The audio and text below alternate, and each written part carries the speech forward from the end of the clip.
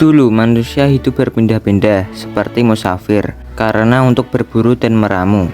Tetapi 10.000 tahun yang lalu manusia mulai mengenal pertanian dan beternak yang membuat manusia bisa menetap dan membuat rumah. Dan inilah yang disebut dengan zaman Neolitikum atau zaman batu muda.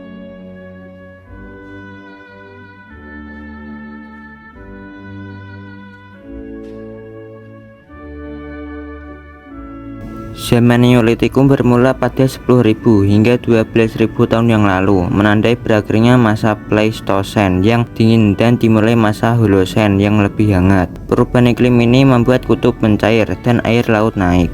Kondisi lingkungan yang lebih stabil membuat pemicu utama bagi umat manusia untuk mengeksplorasi cara baru dalam bertahan hidup selain berburu, karena banyak hewan besar yang punah atau berpindah habitat. Masa ini menjadi titik balik paling krusial dalam sejarah manusia melalui revolusi Neolitikum. Pada tahap ini, manusia mengalami transisi dari pola hidup food gathering menjadi food producing. Manusia mulai melakukan domestikasi terhadap tumbuhan dan hewan. Proses domestikasi tanaman menjadi pilar pertama dalam revolusi ini. Di wilayah yang dikenal sebagai Fertile Crescent atau bulan sabit subur di Asia Barat, manusia mulai membudidayakan gandum dan jelai.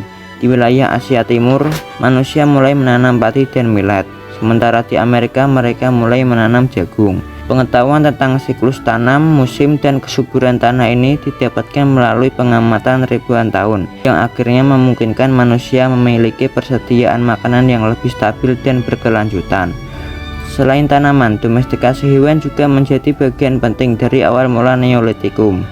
Manusia mulai menjinakkan hewan-hewan seperti kambing, domba, sapi, dan babi. Selain daging, hewan-hewan ini juga dimanfaatkan untuk diambil susunya, kulitnya, hingga tenaganya untuk pekerjaan ladang.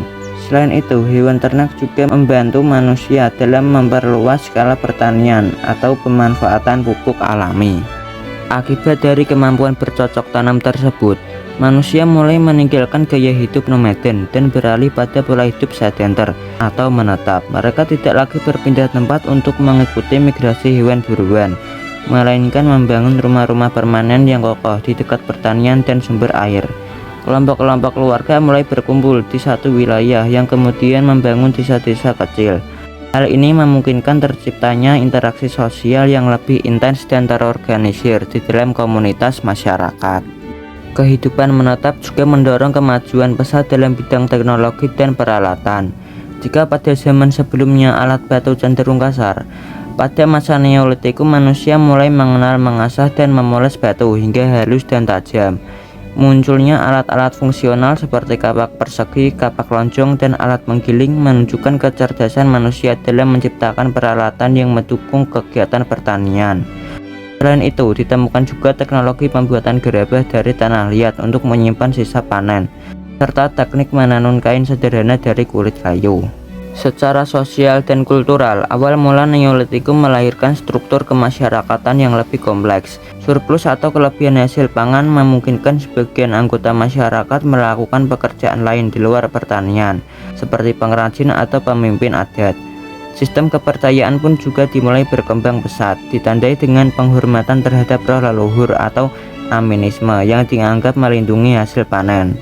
Di Indonesia sendiri, masa ini bermula 1500 sebelum Masehi dengan kedatangan Proto Melayu yang membawa tradisi agraris ini ke seluruh pelosok Nusantara.